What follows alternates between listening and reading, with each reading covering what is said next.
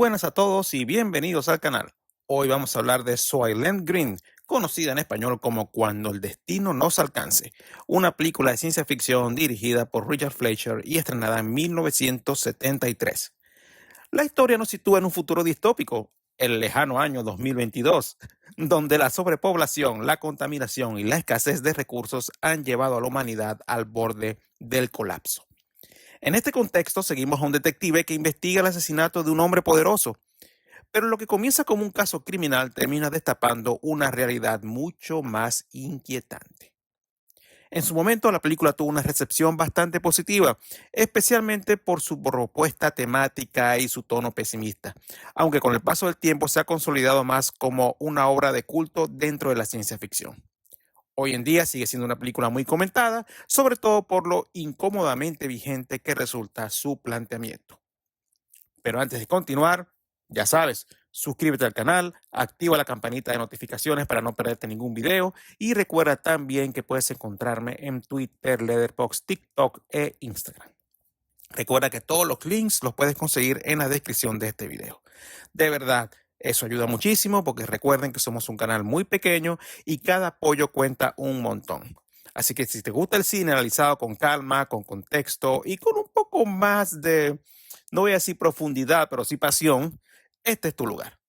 Así que recuerda, quédate hasta el final del video y cuéntame tu opinión, porque aquí lo importante es generar una conversación cinéfila.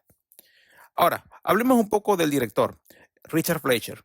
Un director que quizás no siempre se menciona entre los grandes autores de la historia del cine, pero que tuvo una carrera larguísima y ciertamente muy sólida dentro del cine comercial.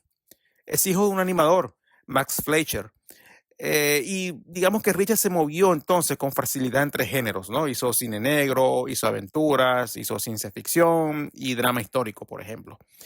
En su filmografía encontrarás títulos como 20.000 leguas de viaje submarino, Los Vikingos, Viajes Fantásticos o incluso la polémica película Mandingo. También tuvo otros piezas importantes como aquella película llamada Red Sonja, que parecía más bien un mal spin-off de Conan el Bárbaro y que es considerado sin duda uno de sus trabajos más flojos. Pero hablar de Fletcher es hablar sin duda de un artesano, alguien que sabía cómo contar una historia de forma eficaz, sin demasiados adornos, pero con mucha claridad narrativa. Aquí en Soylent Green eso se nota.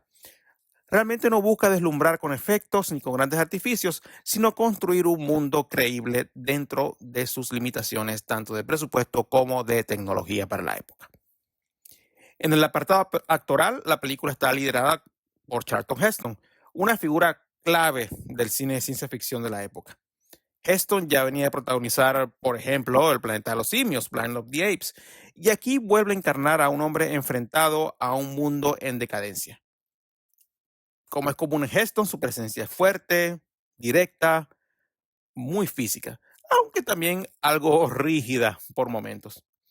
A su lado tenemos al gran Edward J. Robinson en lo que sería su último papel antes de fallecer, aportando una carga emocional enorme a la historia.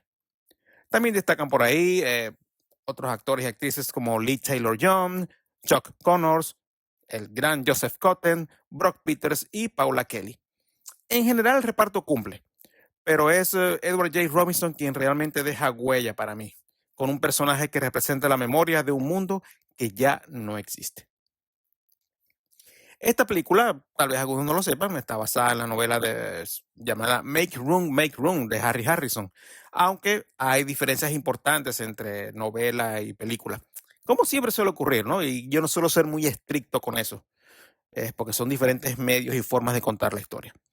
Pero bueno, mientras en el libro se centra más en el problema de la sobrepoblación, desde un enfoque, yo diría que casi documental, la película introduce un elemento mucho más impactante y comercial, se podría decir, que cambia por completo el tono del relato. Es decir, la adaptación toma una base bastante realista y la transforma en algo más directo, más provocador, más cinematográfico.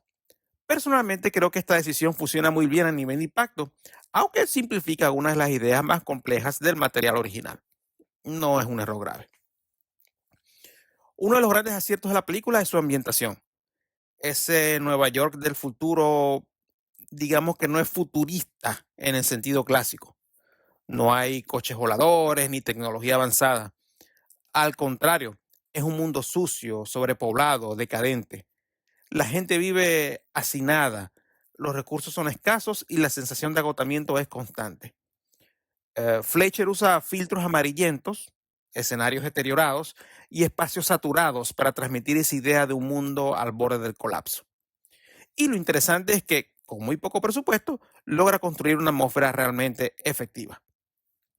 En ese sentido, hay escenas muy potentes, como aquellas donde los personajes reaccionan con asombro ante cosas tan básicas como comida real o imágenes de la naturaleza. Esos momentos funcionan casi como golpes emocionales, recordándonos todo lo que se ha perdido. No hace falta mostrar grandes catástrofes, basta con ver cómo los personajes valoran lo que hoy damos por hecho. Y ahí es donde la película conecta de forma muy directa con el espectador. A nivel narrativo, por ejemplo, la película utiliza una estructura de thriller.